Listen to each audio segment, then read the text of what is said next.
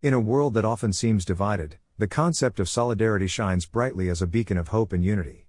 According to the Bible, solidarity is not merely an abstract idea but a tangible practice that strengthens our communities and deepens our faith. By examining Scripture, we can uncover profound truths about solidarity and learn how to apply these principles to our own lives. Understanding biblical solidarity. The Bible is replete with examples and teachings about unity and mutual support. One of the most compelling passages is found in 1 Corinthians 12:12-26, where Paul describes the church as the body of Christ.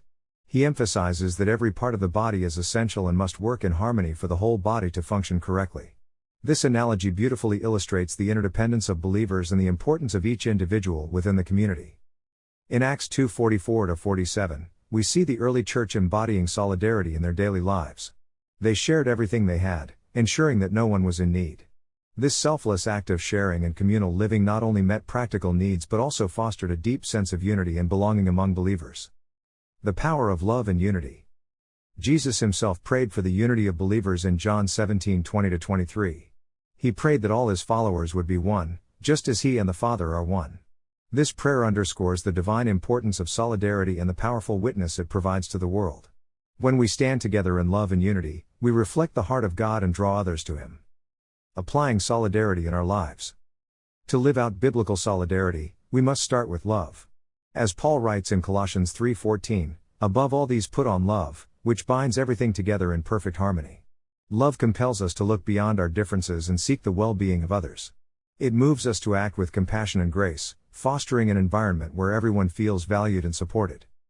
Practical ways to practice solidarity include active listening. Take the time to listen to others' needs and concerns.